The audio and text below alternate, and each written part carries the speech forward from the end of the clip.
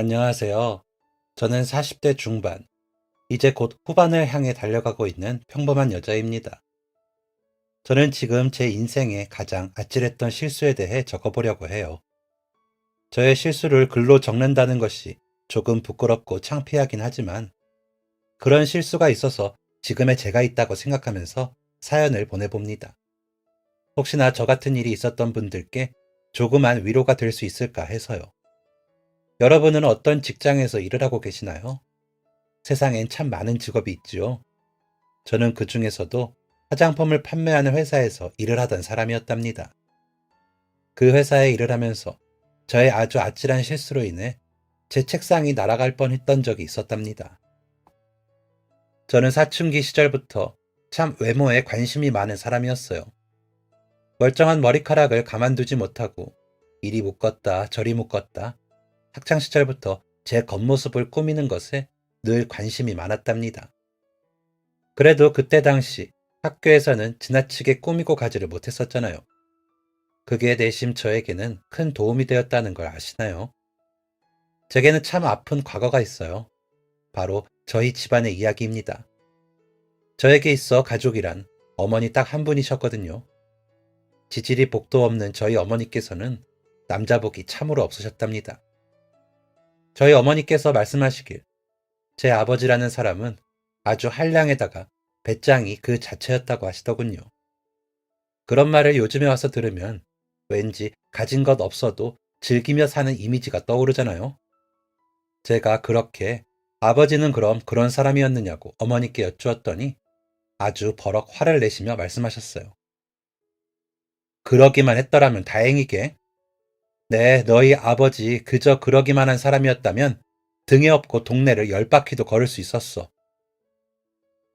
씁쓸하게도 저희 아버지는 한량의 배짱이이기만 한 사람은 아니었다고 합니다. 어머니 말씀을 빌려오자면 온갖 술주정에 계집질에 도박에까지 손을 대던 아주 몹쓸 놈이었다고 합니다.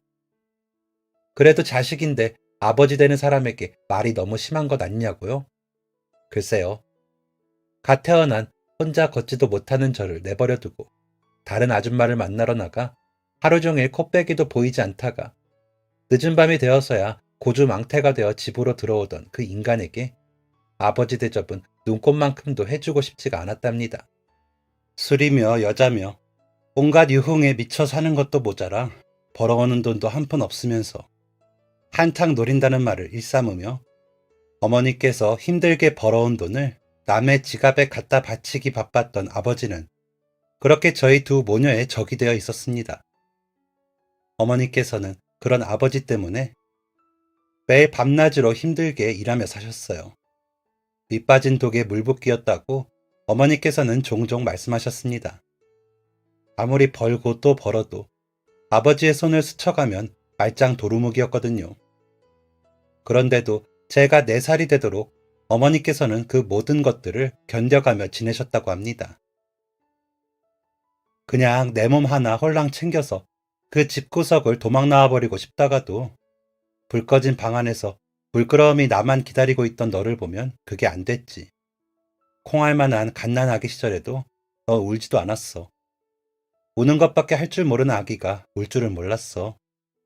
그땐 내가 너무 지쳐서 너라도 안 울고 보채서 다행이다 생각했었는데 지금 와서 생각해보면 네가 울지 않았던 게 아니라 네가 울 때 네 곁에 아무도 없었던 게 아닐까. 가슴이 미어져. 머리에 그렇게 악착같이 살았는지. 제 자식 방에다 던져주고 뭘 위해서 누굴 위해서. 일하러 가면 애는 내가 보겠다는 말을 입에 달고 살던 아버지를 믿을 수 없었던 어머니였지만 그래도 그렇게 억지로라도 믿지 않으면 당장 제게 먹일 분유값도 벌기 힘들었다 하셨습니다. 저는 어머니께 여쭈었어요. 그럼 나 4살 이후에는? 그 후부터 엄마랑 나 둘이서 산 거야? 어머니는 고개를 끄덕이셨어요. 그 미간에는 언제부터 생겼는지 모를 주름이 깊게 파여 있었습니다. 어머니와 처음으로 그런 대화를 나누었던 중학생 때에도 저희 집은 참으로 가난했었어요. 어머니께서는 남들 다 바르는 그 흔한 크림 하나도 얼굴에 바르지 못하고 지내셨죠. 그래도 저한테는 늘 아낌이 없으셨답니다.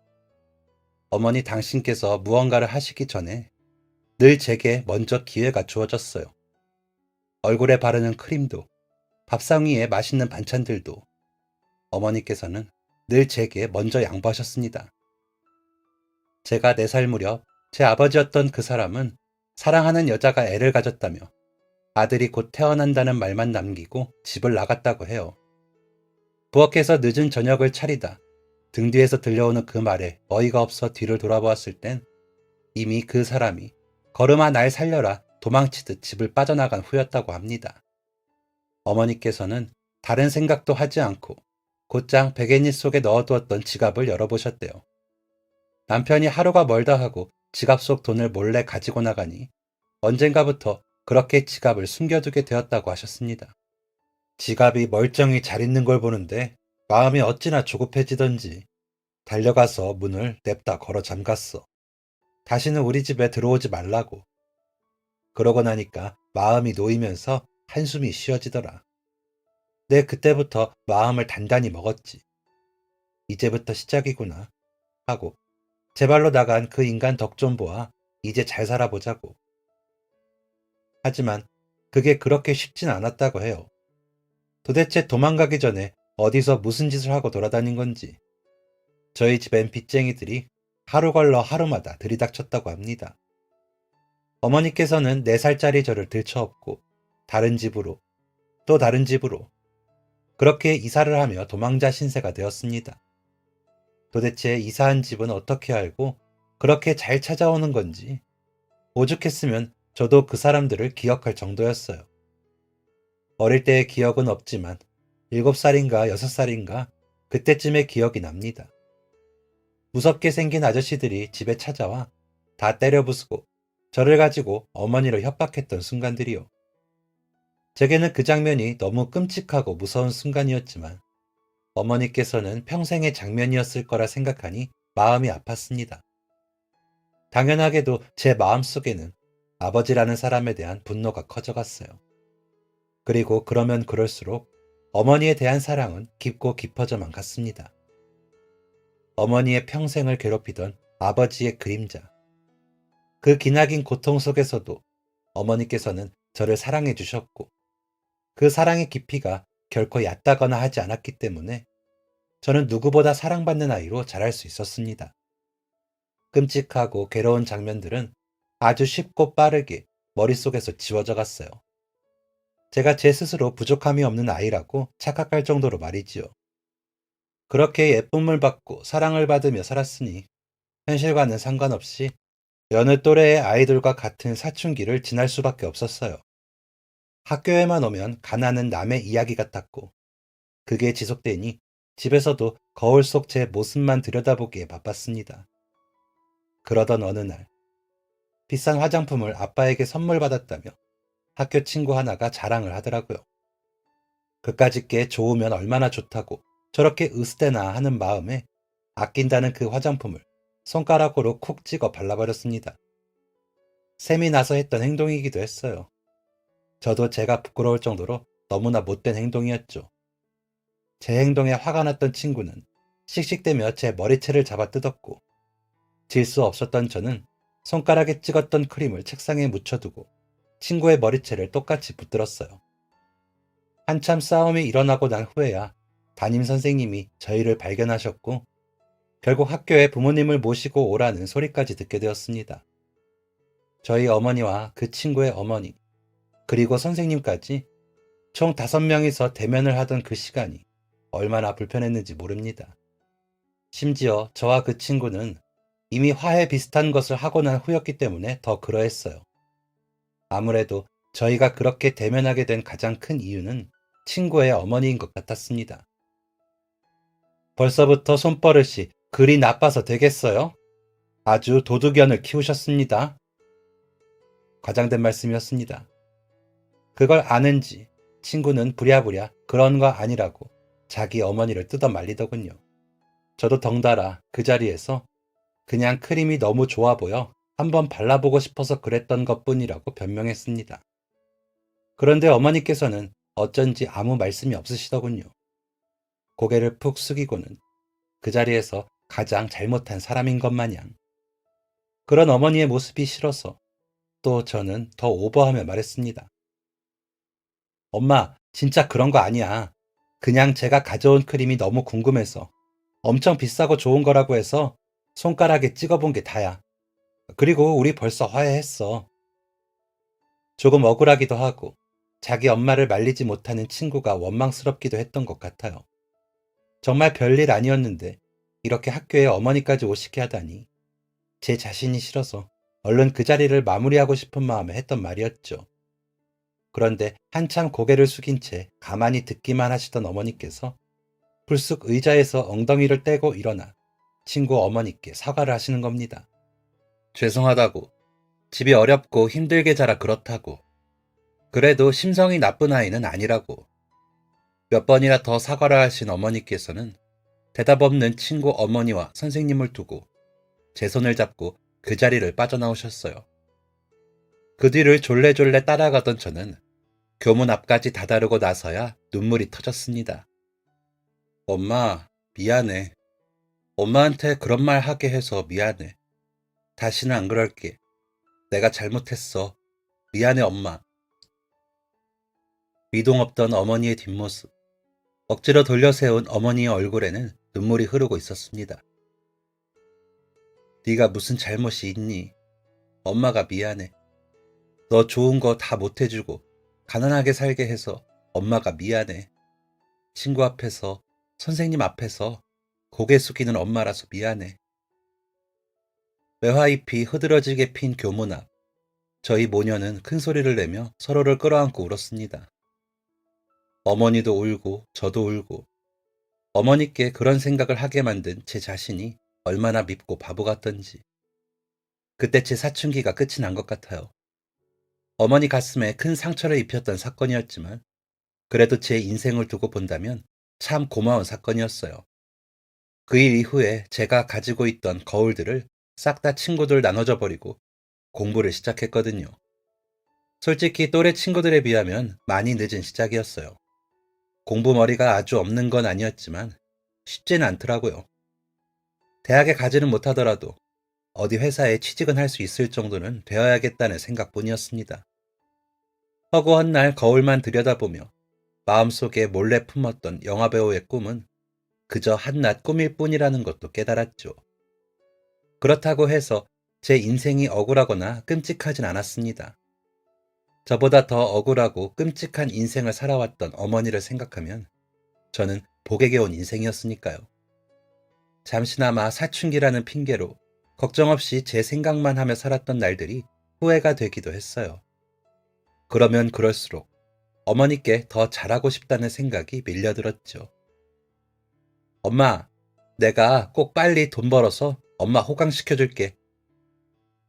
그 말이 스스로도 웃기고 부끄러워 맨날 혼자 연습만 하다가 어머니께는 한번 해보지도 못했었답니다.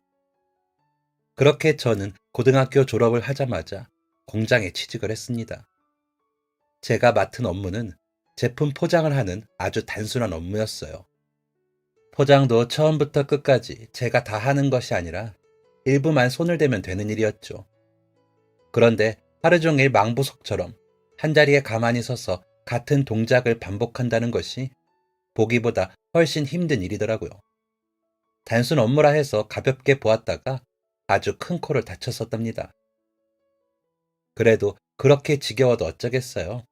해야만 했어요. 그게 아니면 딱히 할 수 있는 일을 찾지도 못했었고 말이에요. 그래도 그거 하나는 딱 좋았어요. 밥 먹는 시간, 쉬는 시간, 집에 가는 시간이 칼 같았거든요.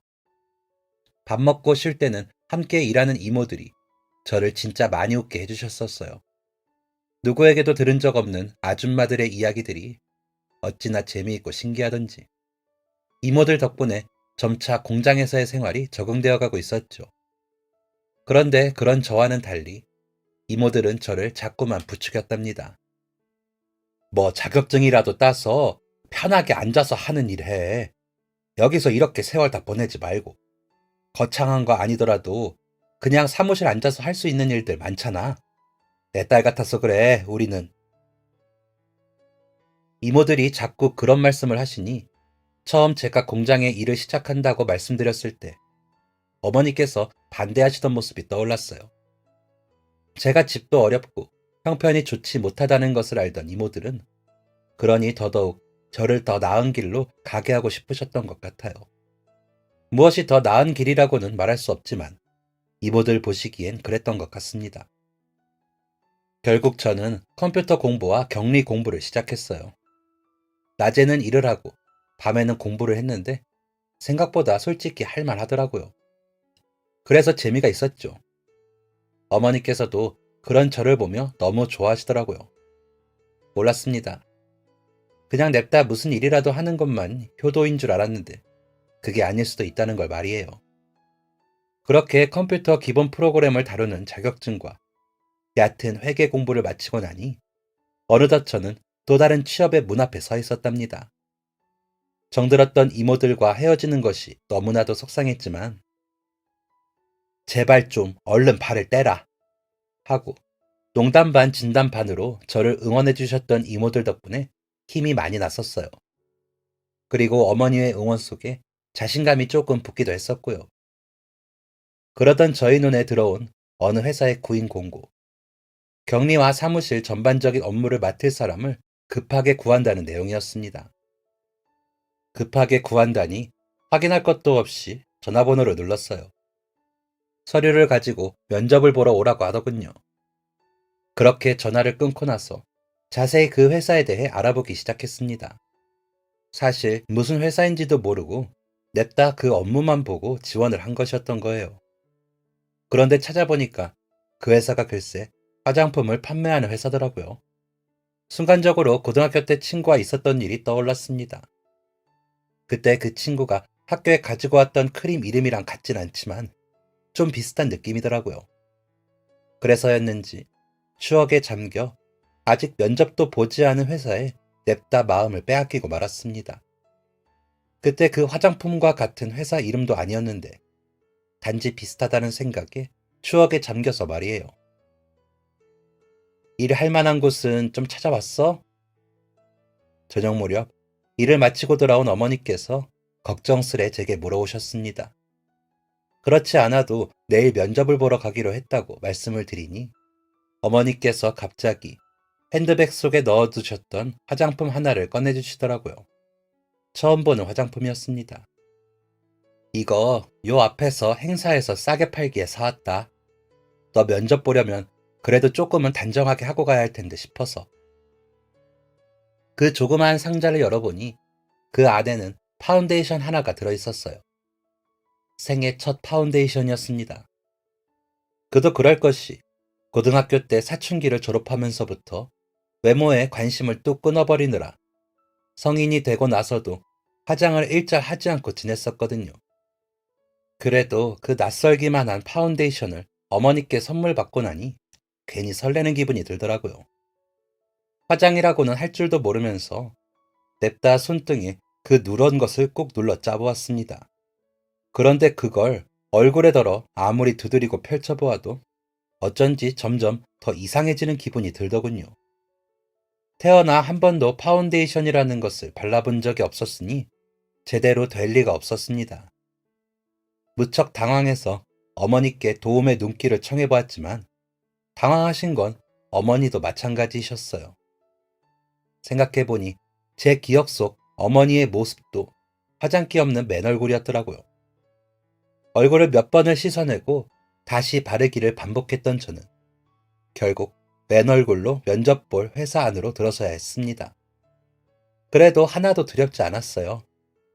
비록 얼굴에 바르고 가지는 못했지만 핸드백 속에 부적처럼 고이 모시고 갔거든요. 파운데이션에 담긴 어머니의 작고 따뜻한 응원을 말이에요.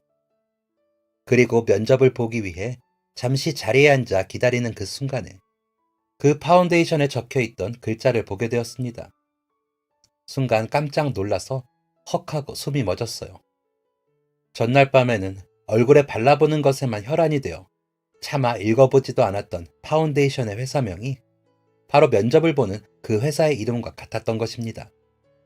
그 순간, 아, 이건 잘 될 거라는 행운의 징조이다. 라는 생각이 들었습니다. 그리고 저는 그 기운을 받아 면접에 합격하게 되었죠.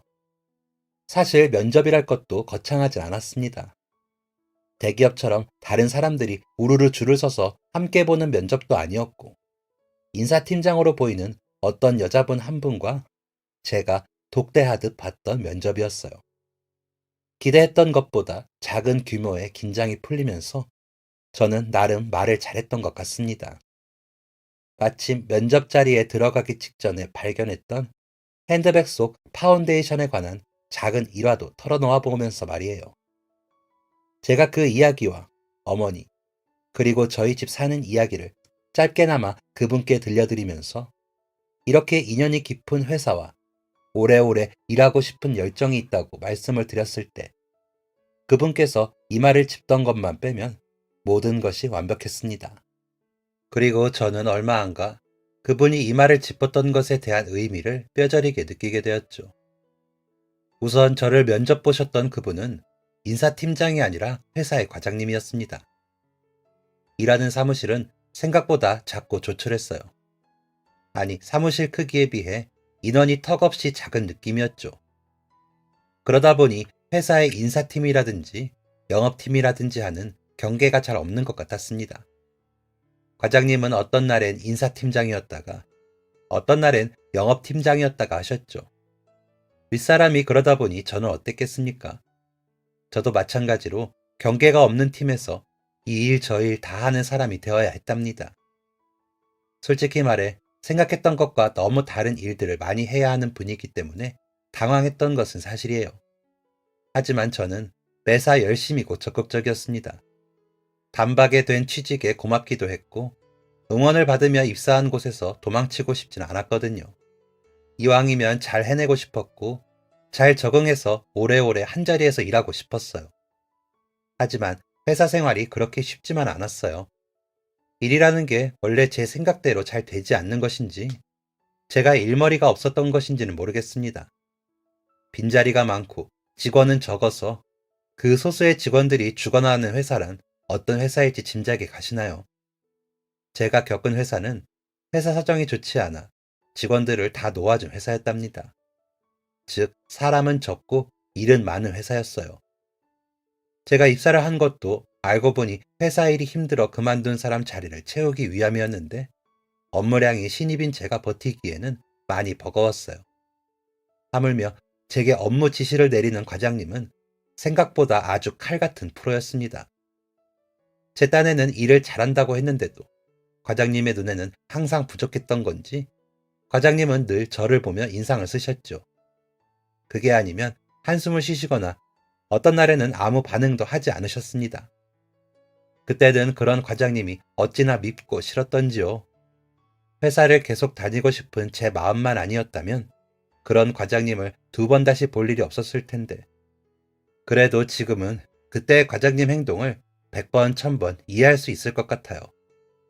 회사가 어렵고 밑에 직원은 아무것도 모르는 초짜 신입이고 해야 하는 일은 많고 그러니 그 모든 걸 관리하고 책임져야 하는 윗사람이었던 과장님이 예민해질 수밖에 없는 구조였던 것입니다. 누가 봐도 이상했던 하루라도 빨리 그만두는 게 나아 보였던 그 회사에서 그만두지 않았던 가장 큰 이유가 뭔지 아시나요? 바로 어머니였습니다. 어머니를 호강시켜 드리려고 그랬던 건 아니고요. 어머니께서 주셨던 파운데이션 때문이었어요. 생애 처음으로 어머니께 받은 파운데이션이 그 화장품을 만든 회사가 망하지 않았으면 했습니다. 망한 회사 화장품을 딸에게 선물한 어머니로 만들고 싶지가 않았어요. 그런 패기와 오기 하나로 힘든 나날을 잘 버텨보자 스스로에게 약속했었습니다. 저와 함께 일했던 그 과장님은 저보다 9살이 많은 분이셨어요. 아마 대학도 나오고 하셨을 테니 조금 이른 나이에 일찍 과장이 되신 것 같았죠. 참 대단한 사람이라고 느꼈지만 제가 업무마다 깐깐하게 고실 때면 정말 밉고 괴로웠었답니다. 그런 과장님 밑에서 야근을 밥 먹듯 하며 고생을 하니 자연스레 퇴사 생각이 나는 것도 사실이었습니다.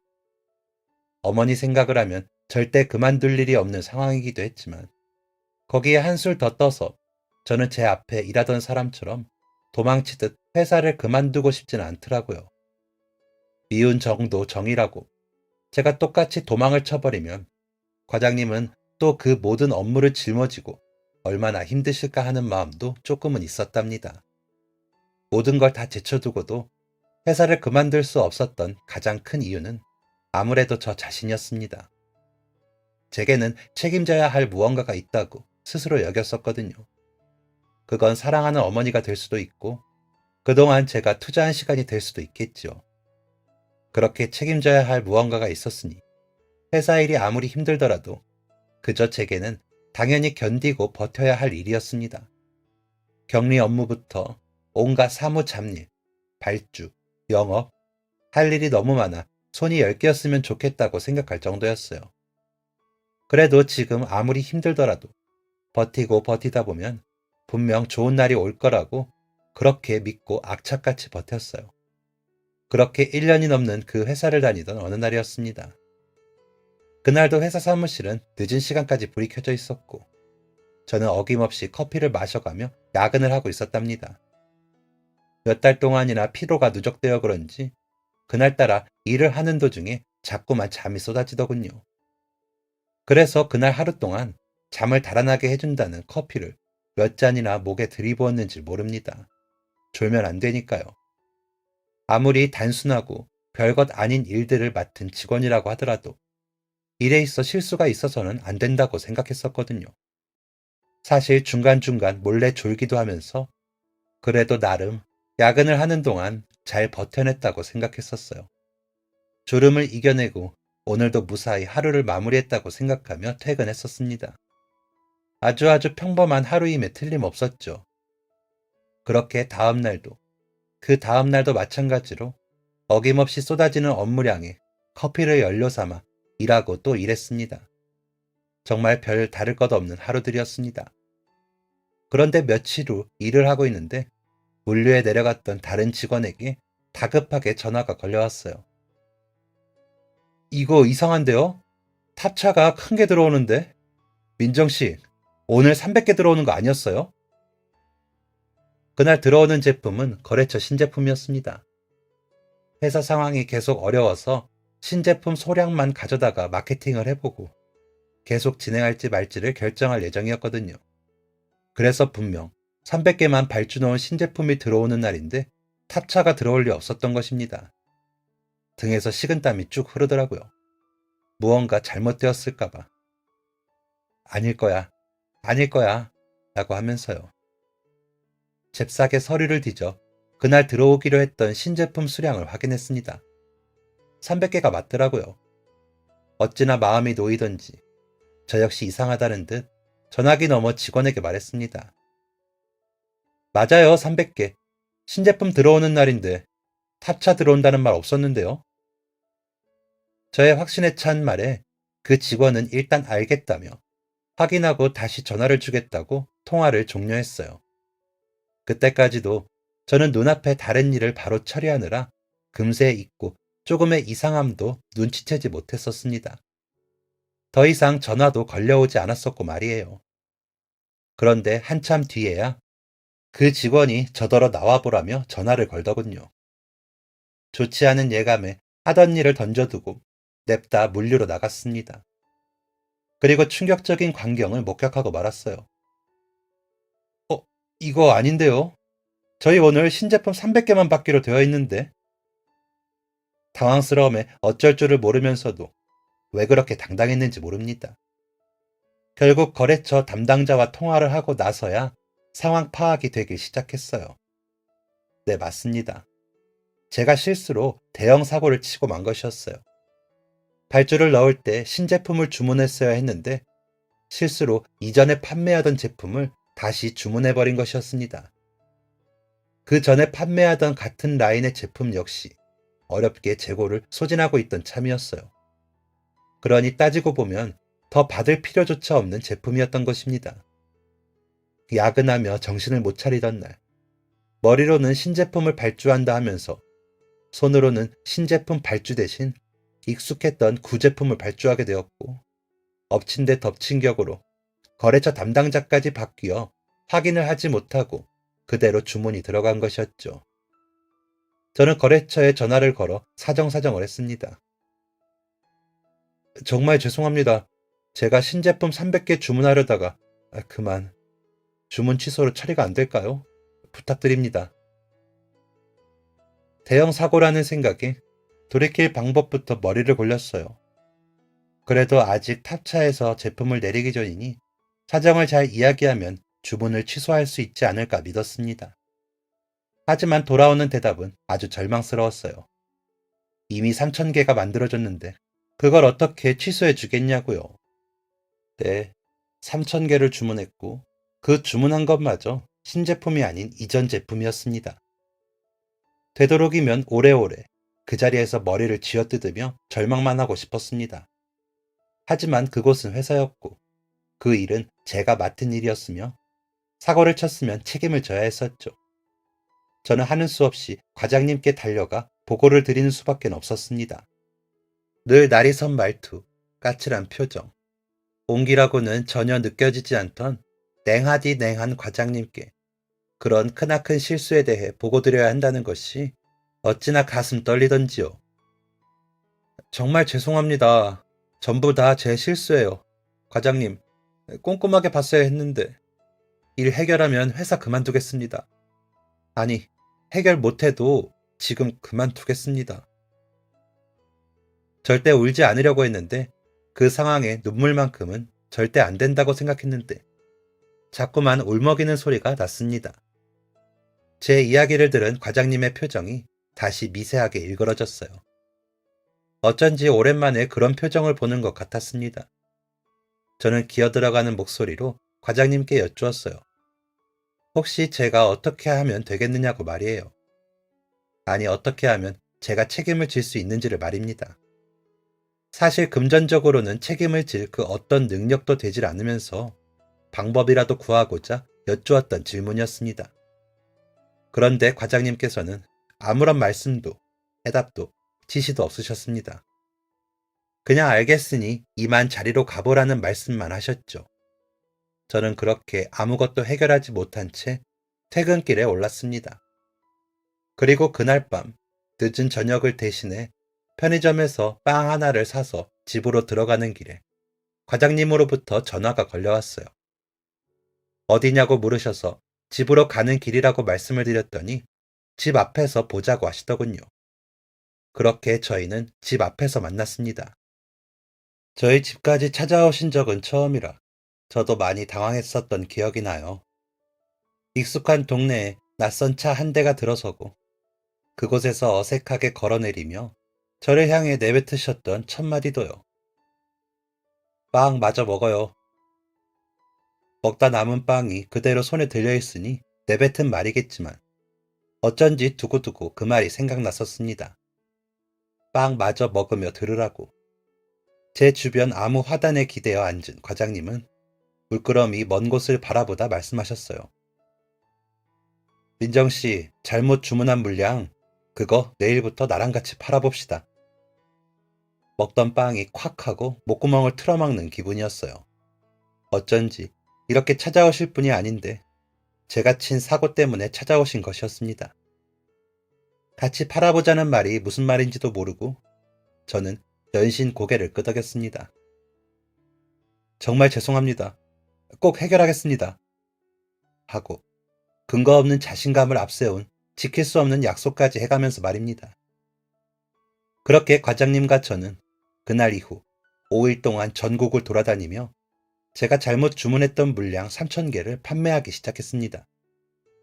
트럭 가득 화장품 박스를 꽉꽉 채우고 전국을 돌아다니는 저희에겐 브레이크를 잠시 멈추어 세우는 그 순간순간들마저 판매의 시간이었답니다.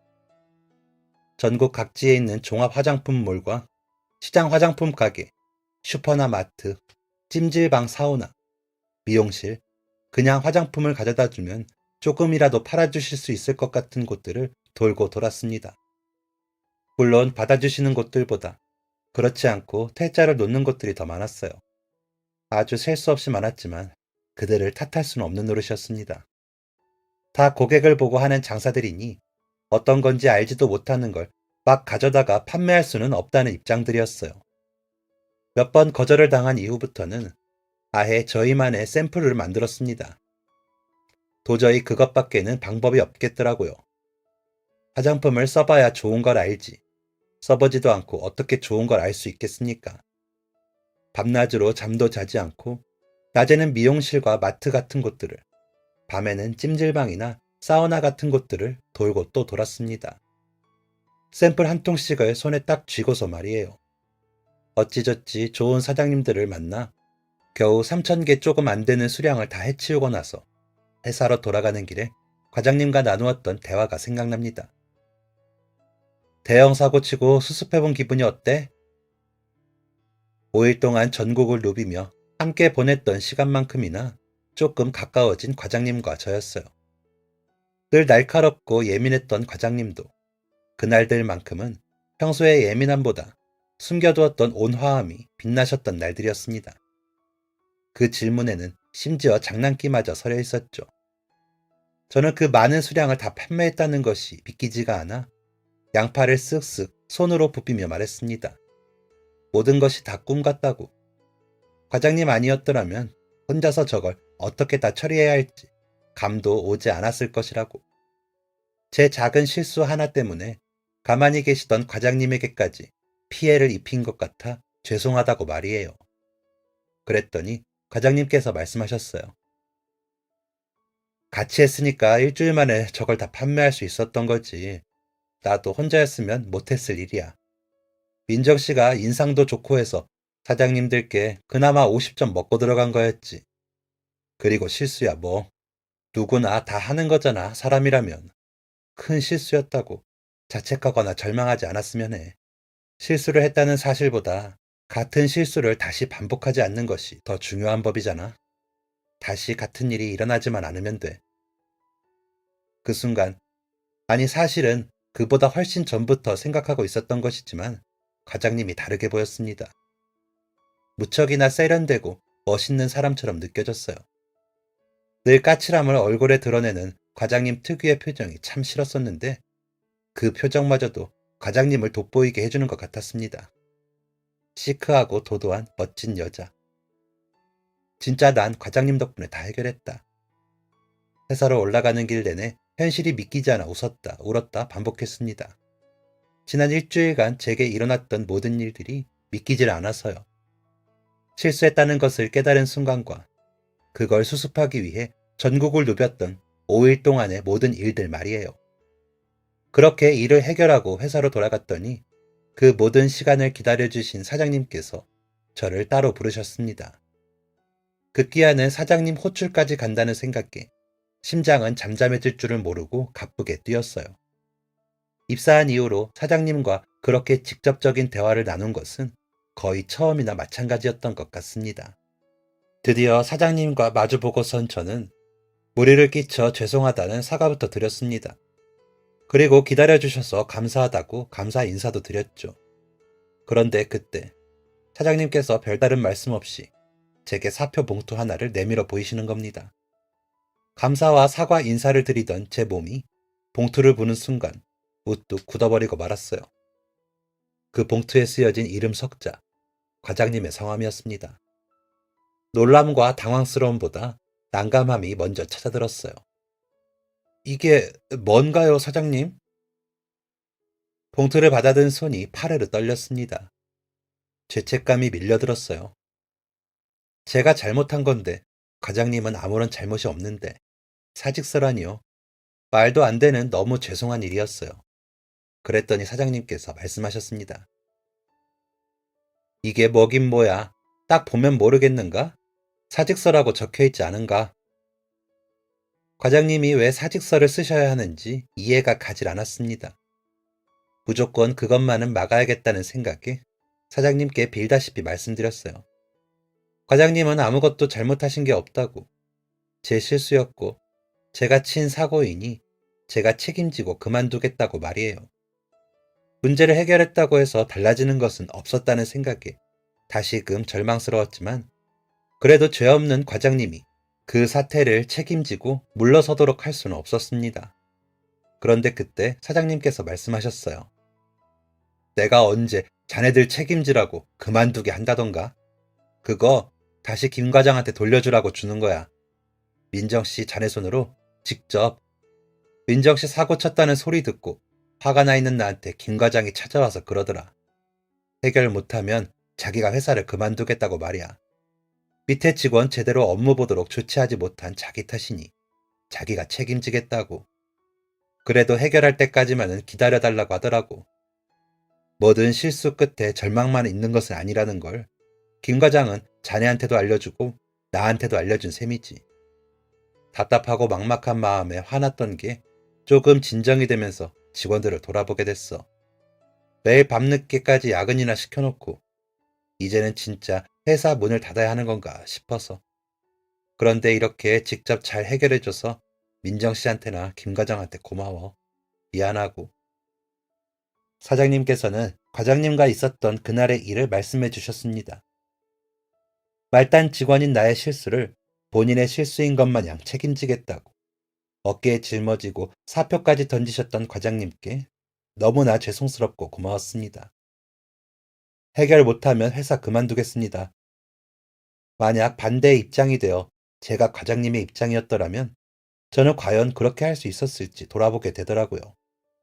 수십 번 생각해 보아도 평생을 바쳐 일했던 회사를 다른 사람 실수 때문에 그만두겠다고 마음먹는다는 것이 쉽지 않은 일이었습니다. 과장님은 그때 그날 그렇게 사장님께 사직서를 맡겨두고 저희 집에 찾아오신 것이었어요. 아무나 할 수 없을 결정을 내리고 한달음에 제게 달려와 아무런 말도 하지 않으시고 그저 빨리 팔아 해치우자고 북돋아 주셨던 과장님이 참으로 대단하고 멋있게 느껴졌습니다. 사장님께 그 사직서를 전달받아 과장님 자리로 걸어가는 길, 몇 번이고 봉투에 쓰여진 단정한 그 이름 세 글자를 보며 울컥하는 눈물을 참아야 했습니다. 사장님은 마지막으로 문을 나서는 제게 말씀하셨어요. 김 과장, 그게 회사도 살리고 나도 살리고 너도 살렸다. 사장님의 그 말씀이 자꾸만 귀에 맴돌았고 울상이 되어버린 저를 발견하고 놀라서 저를 바라보던 과장님과 눈이 마주쳤을 땐 더 이상 눈물을 참을 수가 없었습니다.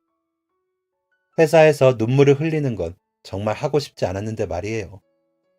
저는 그렇게 얼떨결에 저를 끌어안고 위로하는 모양이 된 과장님에게 품에 안기다시피 하여 맹세 아닌 맹세를 했답니다. 과장님, 사장님께 말씀 다 들었어요. 어떻게 그런 생각을 하셨어요? 제가 정말 죄송했고 또 너무 감사해요. 저 진짜 과장님 생각해서라도 열심히 잘할게요. 솔직히 인생을 살아가면서 회사라는 공간 안에서 그만큼이나 감동할 일이 있을 것이라고는 생각해 본 적이 없었어요. 게다가 늘 프로답기만 하고 찔러도 피 한 방울 나오지 않을 것 같은 냉한 기운의 과장님에게서 그렇게나 큰 감동을 받게 될 것이라고는 더 생각하지 못했던 것이죠. 겉모습만 보고 판단했던 저의 경솔했던 지난날에 대해 깊이 반성하게 되었답니다. 누구보다 책임감이 강하고 자기와 함께 일하는 직원들, 그리고 자기가 몸담은 회사와 일에 대해 열정과 애정이 있었던 과장님은 그렇게 그 일이 있은 후 차장으로 승진을 하셨습니다. 저는 부족한 실력으로 주임이라는 직급을 달았어요. 늘 배울 것이 많은 분과 함께하는 업무 시간은 유익하고 또 즐거웠습니다. 이제는 일할 때마다 인상을 쓰고 예민해지는 차장님의 표정들이 이해가 가기도 하더라고요. 그렇게 그 회사에서 4년이라는 시간을 더 보냈습니다. 그러는 동안 회사 경영에는 몇 번의 위기가 찾아오기도 하고 또 몇 번의 신락 같은 희망이 찾아오기도 했었지만 결국 문을 닫게 되었어요. 그간 열심히 야근하며 어떻게든 회사의 매출을 올려보려고 노력했던 지난날들이 송두리째 사라지는 것만 같아서 마지막 날을 앞두고 얼마나 많이 울었는지 모릅니다. 그래도 저에게 또 다른 기회는 찾아왔답니다. 바로 함께 일하며 정이 들고 서로에 대한 신뢰를 쌓아갔던 차장님의 좋은 제안 덕분이었어요. 우리 이렇게 만나서 고생한 것도 인연인데 이대로 헤어지기는 아쉬워서 내가 생각해봤어. 다시 다른 회사에 입사하는 건 더는 못하겠고 여기서 일하며 배웠던 걸로 회사 하나를 차릴 거야. 그 회사를 함께 이끌어갈 파트너로 민정이 네가 와줬으면 좋겠어. 너라면 앞으로도 믿고 함께 할 수 있을 것 같아. 사업을 같이 하자는 차장님의 말씀에 저는 바보처럼 고장이 났었어요. 사실 사업이라는 건 돈이 엄청 많은 사람이나 할 수 있는 것이라고 생각했으니까요. 아니, 현실이기도 하죠. 그래서 저는 정말 죄송하다며 거절을 할 수밖에 없었답니다. 그렇게 거절을 하면서도 얼마나 속으로 아쉽고 마음이 힘들었는지 몰라요. 너무 같이 하고 싶었으니까요. 그런데 차장님이 그러시더라고요. 처음 시작하는 비용은 걱정 마. 같이 벌고 난 후에 채워나가도 늦지 않아. 내가 꼭 너랑 같이 하고 싶어서 그래. 차장님의 배려에 덥석 물고도 싶었지만 망설여지는 것도 당연했습니다. 너무 받기만 하는 것 같다는 기분이 들었기 때문이에요. 하지만 결국 저는 그 제안을 승낙하게 되었어요. 이유는 간단했습니다. 저도 도저히 차장님과 헤어져 다른 일을 시작할 자신이 없었거든요. 그렇게 저희는 차장과 주임 관계에서 당당히 사업 파트너로 거듭나 새로운 길을 헤쳐나갔습니다. 9살 차이가 나는 저희이지만 이제는 언니 동생으로 지내고 있어요.